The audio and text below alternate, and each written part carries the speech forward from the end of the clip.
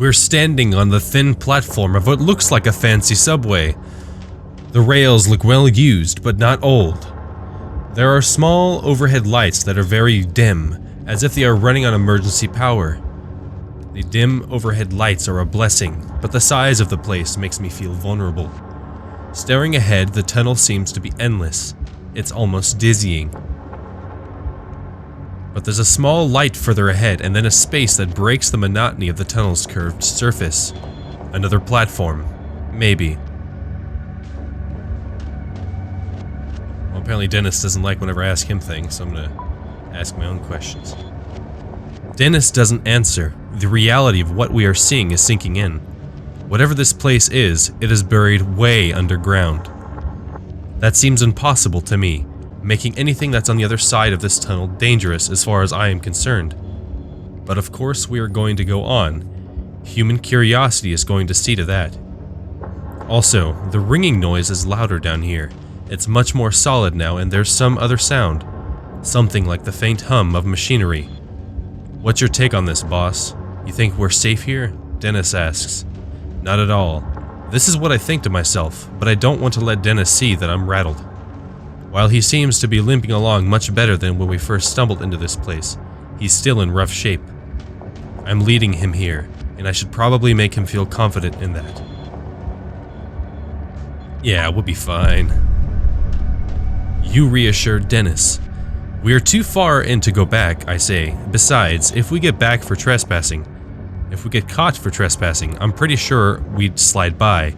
We're good. You're in pain, and we've got to find the rest of our crew. They could still be here somewhere. Dennis nods and looks reassured, albeit weak and miserable. From the looks of it, we can go either left or right. The left is slightly lit, the right not so much. This makes me uneasy because I get the sense that one wrong turn in a place like this would have us wandering for hours. Suddenly, I jerk my head to the right as I hear the unmistakable sound of someone walking. Did you hear something? I ask Dennis, my eyes straining to see anything in the darkness. Not sure, he says. Maybe. It kind of sounded like footsteps. I waited a moment, but the sound doesn't come again. So those are our options. To the left are flickering lights, indicating that we'll at least be able to see. There's also a hum of machinery, a sign of life. To the right is just darkness, but we also heard footsteps in that direction. I'm curious. Let's go right.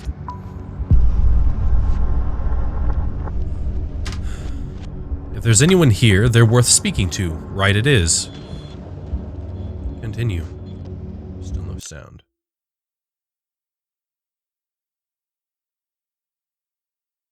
Why is there no sound? I don't like that.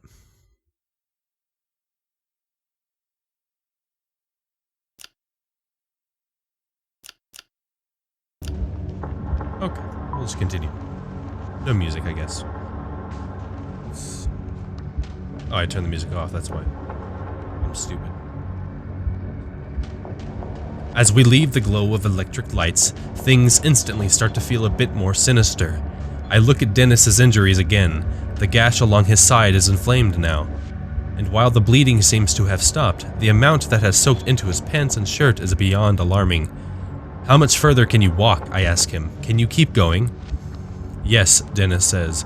Let's walk into the deep, dark tunnel that has no business being there. He's right. The darkness we find ourselves in feels thick, like walking in syrup.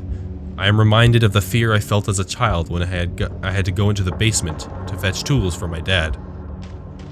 I was sure there were more snakes and spiders or monsters of unimaginable horror lurking down there. I feel that same way here, walking through the tunnel. That's when I see a human figure, far back in the tunnel, silhouetted in the faint light at the end. He's standing on some other platform up ahead and likely can't see us. It looks like he might be holding a gun, but it's too dark to be sure. I'm gonna yell at him and see what happens. Hey, who's there? My voice echoes through the tunnel, bouncing endlessly off the walls. The figure turns towards us and freezes, like a deer sensing danger. Why the hell did you do that? Dennis whispers to me. We don't know who that is. We don't know where we are. I don't know, I say. Maybe he can answer some questions. But that doesn't happen. The person can't see us in the dark. and after a moment, the figure rushes away through a door up ahead.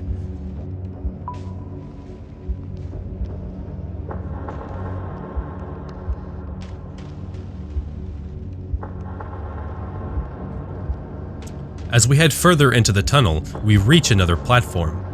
There's light coming from the platform, but like the overhead lights, they are dim, red emergency lights. I start to wonder if the explosion at the logging site caused a power outage in this place, whatever this place is.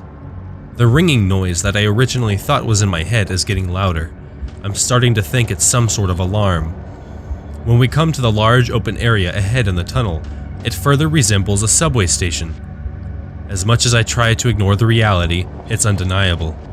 We have stumbled into some sort of high-tech transportation system that is buried beneath the forests of Kentucky. It makes absolutely no sense and creates an entirely new sort of fear as to what the hell we have walked into. I notice that Dennis seems confident though. When we reach the large opening, we have to climb over the rails and up into the platform. I have to help Dennis over the rails and then up the small utility ladder that is bolted into the opposite side of the travelway. When he reaches the large open area resembling a subway waiting area, he collapses on the floor and lets out a heaving breath. "You know what?" Dennis says, exasperated. "This is ridiculous. I quit. I'm not going any further. On top of worrying about my crew and the madness of wherever we are, I'm not in the mood for Dennis to act like a baby."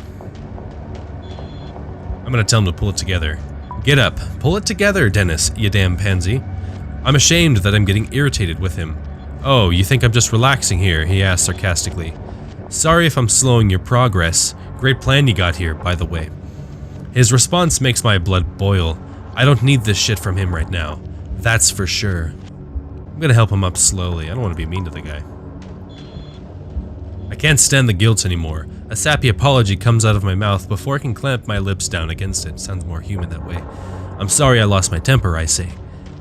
"It was uncalled for, but I'm under some stress here, as I'm sure you can understand." He hesitates for a moment, and I am sure that he'll ignore me, but he surprises me. "I get it," he says. "Apology accepted. As for me, sorry as being a jerk." Apparently, bleeding out makes me kinda high-strung. Dennis is always high-strung and about 2 harsh words away from trading punches with someone, but I keep that to myself. We exchange an awkward look and put it behind us. It is no different than some argument we might have had on the job site or over a few beers. One thing is for sure, I'd much rather be arguing with him over a few beers than here in this nightmare. I reach down, help him to his feet, and then we get ourselves up onto the platform. Right in front of us, there's an entrance to a long hallway, exiting the platform area. It's at this point that I realize these red emergency lights might be on for someone else who is actually supposed to be here. Like that guy I saw earlier, standing on the platform. I'm gonna stay quiet because that guy obviously didn't care about me. Stay quiet. I'm still not sure if I want to alert anyone to the fact that there are strangers in this secret place. I already ruined that. And the thought of hearing a scream, even my own scream, in this empty place is too much to bear. The emergency lights continue to flicker overhead, casting a sick sort of pinkish light on everything. My mind is racing with what sort of place this might be. It's obvious that it's meant to be a secret. And if it is supposed to be a secret and there was a power outage recently, maybe most everyone has been evacuated. But then why was that one person still here? This thought does nothing to make me feel any better as we walk towards the platform exit. We step inside and it seems just as empty as every other place we've come through, weakly illuminated by more overhead emergency lights. We're standing inside a hallway that looks surreal for a moment.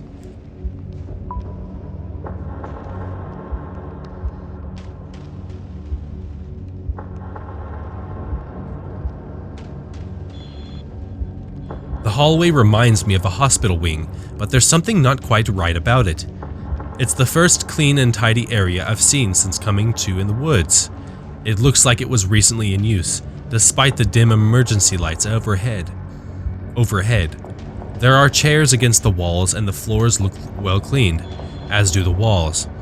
The ringing noise is definitely coming from here, and a small flashing red light along the ceiling seems to flash along with it. That ringing noise is an alarm, I say, if only to confirm my own thought. But for what? Dennis asks, And then he asked the question that has been on my mind since we fell in that hole. What the hell is this place? We exchange a look that speaks volumes. We reach the end of the hallway and hear a sound like a large metallic grinding. This is followed by a clicking noise and then the unmistakable noise of a generator kicking on. Continue.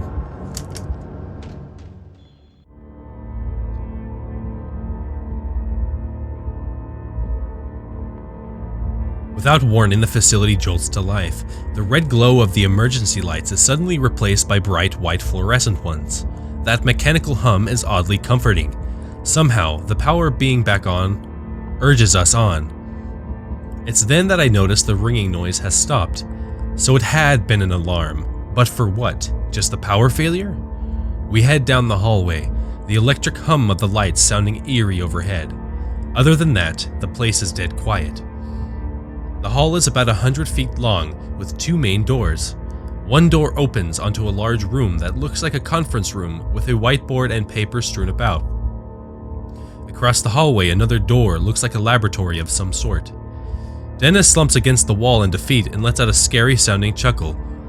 Something funny, I ask as a dark and brooding panic starts to grip me. Dennis just keeps chuckling as he slides down to the floor. I'm just going to sit here while you look around, he says. There's a look in his eyes that reminds me far too much of a dead animal on the side of the road. Yeah, Dennis is dead, so the conference room could have information. The lab probably has something cool in it, so I'm going to the lab.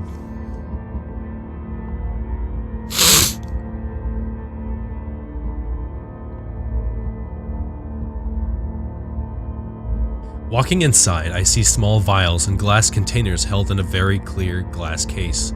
Everything is either glass or silver, and I instantly feel like I am dirtying the place up.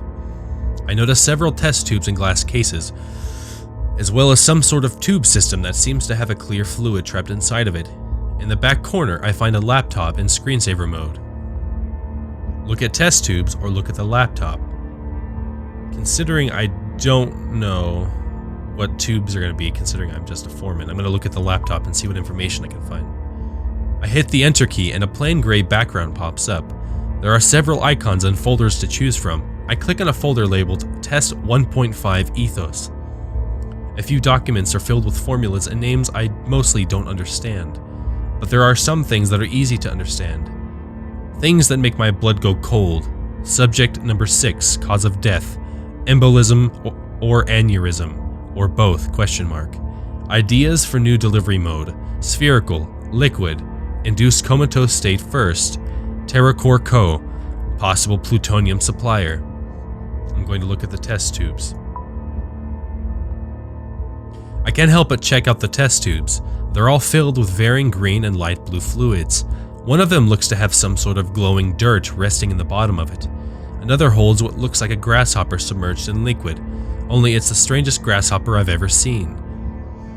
At first it looks like it's expanding and contracting, like a blowfish. Then it contracts so much that it vanishes completely.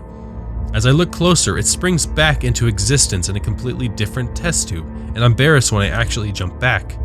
I take another look around the table, trying to piece together what might have been taking place here. I smell some sort of chemical in the air, and it makes me think that someone has used this lab recently. Outside in the hallway, I hear Dennis grunting. I head out of the room to see him still seated on the floor. But I don't get very far because as I exit, a man comes rushing around the corner with an automatic rifle in his hand. Oh, crap. Dennis, you're gonna die, buddy.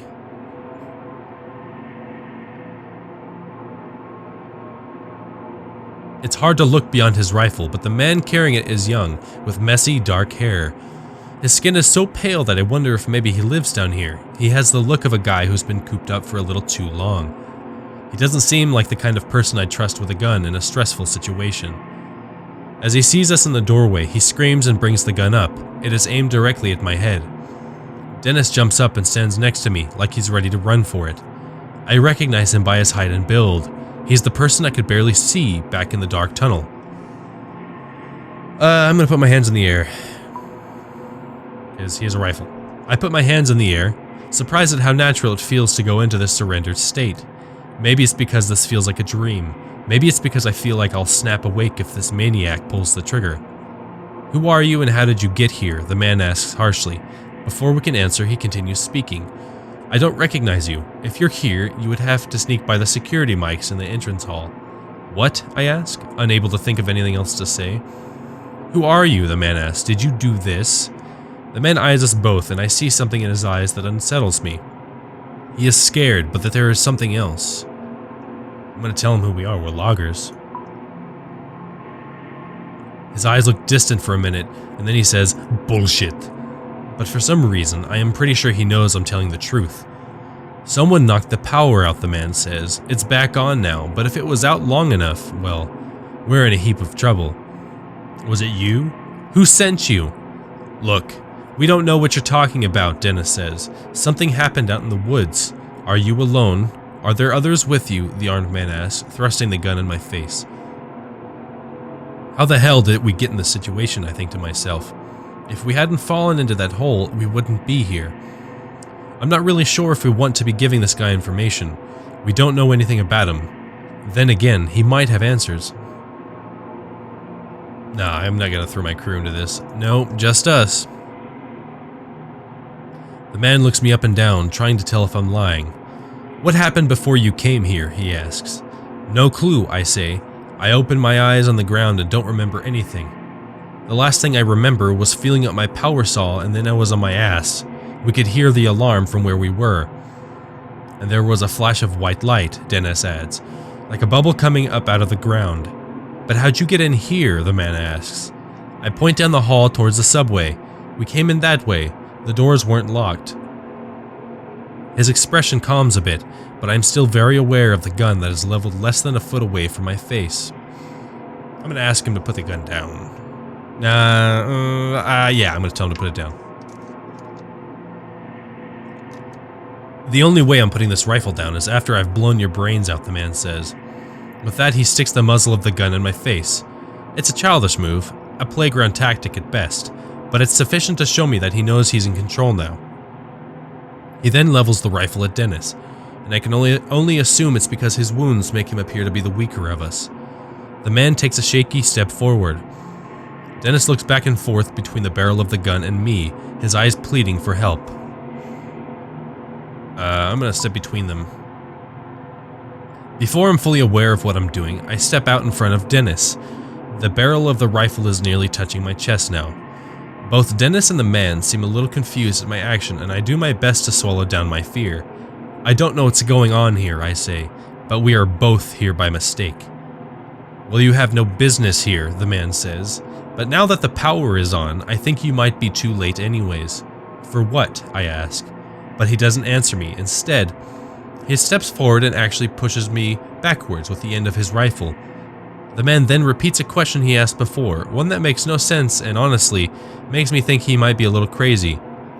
"Who sent you?" he asks. "You assholes from the Pentagon?" I'm not quite sure how to take this question. Is this guy joking? This might kill me, but I'm saying, yeah, I'm the president. The armed man looks as if someone has slapped him. "You think I'm playing?" he asks, jabbing me with the barrel of the gun. "You think I won't blow your head off?" Still, his grip on the gun is as tight as ever. The look on his face makes me think he'll shoot at any moment. "You both just stand still," he says. "Sooner or later, someone will come back along and I'll turn you over." He again thrusts the gun forward, as if it has an invisible bayonet on it. "There's no need for that," I tell him. "I have no guarantee that he won't pull the trigger." "Look," Dennis says, "we don't want any trouble. We're just as confused as you are." Then, in a movement so fast that I just about miss it, Dennis lunges forward. I have no idea how he is moving so fast. Just 30 seconds ago, I was worried about how close to death he looked. But now he's moving lightning fast, his left arm coming down on the barrel of the gun like a club. In the commotion, the man does pull the trigger.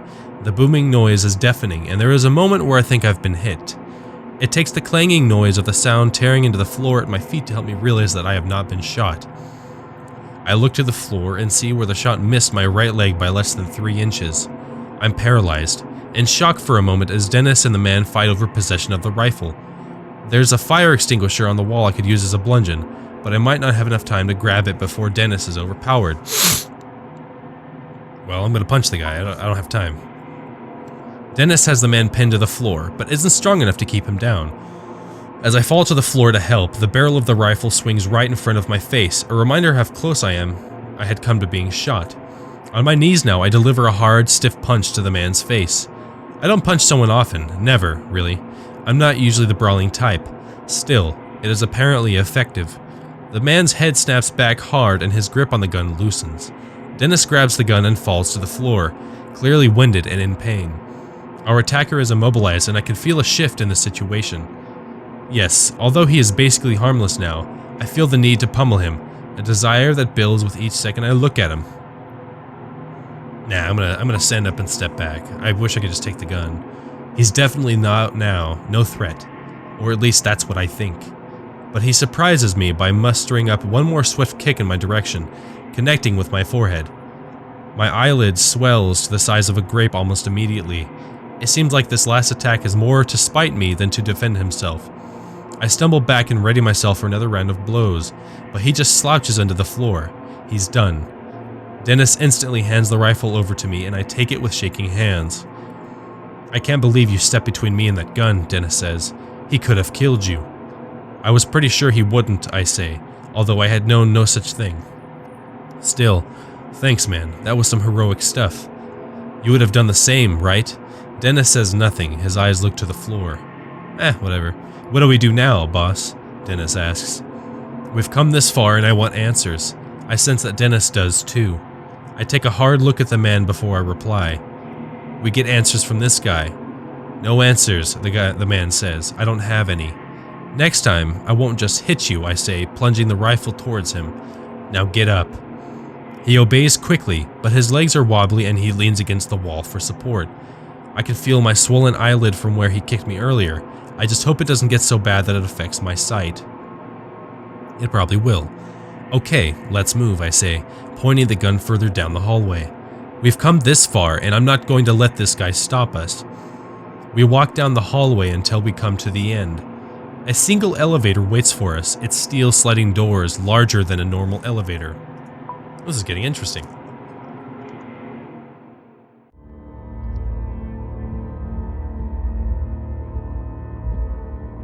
That doesn't look like an elevator that I want to get into. Before I get into the elevator with this guy, I think it's wise to learn a bit more about him. I can tell it's making him uncomfortable for me to have the gun. What's your name, I ask. Marcus. And you work here? It's clear that he doesn't want to answer, but he gives us a little nod. We're looking for the rest of our crew. Any idea where they might be, I ask. No, he says curtly, not bothering to elaborate. There's got to be some useful info we can get out of this guy. I just need to know how to dig for it. I need a first aid kit for my friend here, I say. Where might I find one? Down on the second floor, he says, but we can't go down there. What's on level 2? He looks at me like I'm an idiot. You must be aware you're inside of a classified government facility, he says. It makes sense, but I want to doubt it. Well, as I mentioned earlier, I'm the president, so take me to the first aid kit. I can't, he says. You don't have clearance. Hell, I barely have clearance. Then, seemingly to himself, he mutters, I make this place run. And not even a thank you, just a bunch of restricted access rooms that I'm only allowed to go into with a friggin' chaperone. I interrupt his monologue. We're going to that first aid kit. I could lose my job, he says. I wonder for a moment what sort of trouble I could get into for hitting a government employee. This makes me glad I took it easy on him. Then again, he had come at us with a rifle. It makes me think that things have gone terribly wrong in this place. And the explosion in the woods, or whatever the hell had happened, might be linked to it all. I need to convince him to take us to the second floor, but I'm not sure if it would be more productive to threaten him or ask for sympathy. Sympathy. Ask for help. Look, I say, it hasn't been the best day. We're just trying to find out what's going on, to find our crew, to survive. I know that this isn't a normal situation down here. It looks all of your protocols have been blown to hell. Can't you help us out? He looks at me sternly, weighing his options. Okay, he says. Thank you, I say. With an untrusting stare, Marcus walks to the elevator door, approaching a small keypad by the doors. He punches in a numerical code on the keypad, and we can hear a slight mechanical hum behind the steel doors. After a few seconds of angry glances and frightened sneers from Marcus, the elevator arrives. The steel doors slide open with a whisper, revealing the interior. Continue.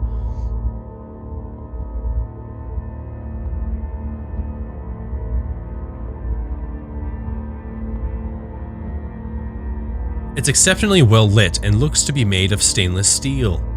I half expect the thing to take off at the speed of light.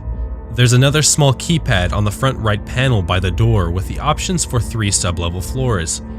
Looks like this elevator doesn't go to the surface. So after we get a first aid for Dennis, how do we get out of here, I ask. We can't leave, Marcus says. Once the power came back on, the whole place was put on lockdown. What? I shout. Can't you override it? No, it's to prevent anything from getting out. I can't. Marcus looks as deflated as Dennis. We can't get out. We're stuck here. Dennis leans into the corner and almost falls onto the floor. The struggle for the rifle took a lot out of him. I can see that much in his face. Slowly, we start to move down. The hum and grind of the car's motors fill the space. I'm gonna ask him what he can do. What can you do? Marcus bristles at the question, but I think it's fair. I mean, he's not allowed to unlock the doors or even get medical supplies. Why keep a guy around who can't even grab a band-aid without permission? Without me, nothing would get done here, Marcus answers me. These people think they're so brilliant, but some of them can barely turn their computers on without help.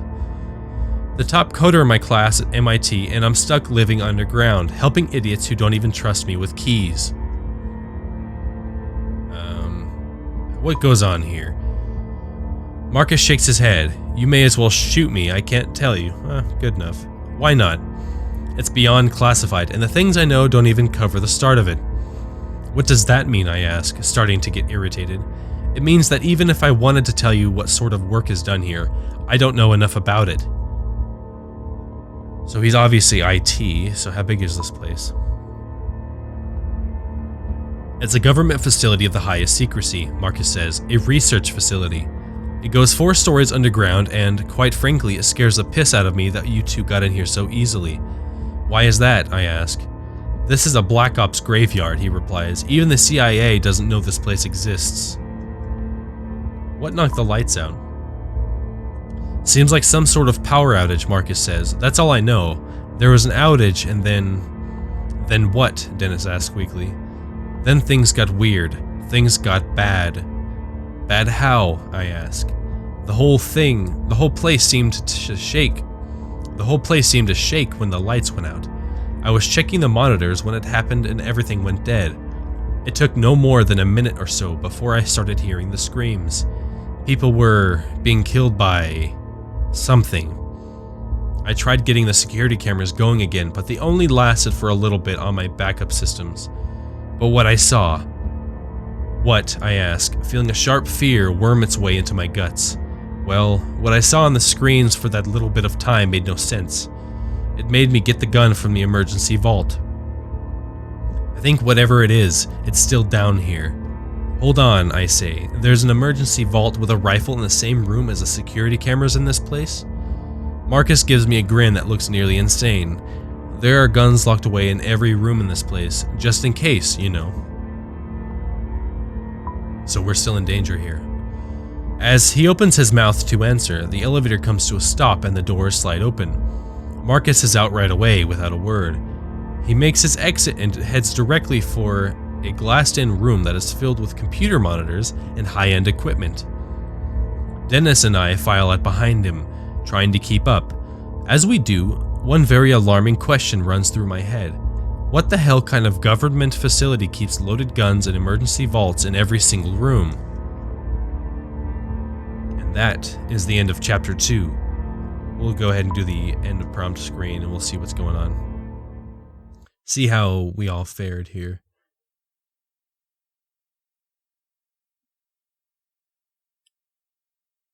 You and 58% of characters called out to Marcus when you saw him in the tunnel. Selflessness. You and 64% of players stepped in front of Dennis to protect him from Marcus. Mercy. You and 65% of players were easy in Marcus after he surrendered. Cool. Well, that's the end of Chapter 2. If you enjoy it, leave a like, a comment, share it, whatever. Let me know if you want to see anything else, and that'll do it. Yeah.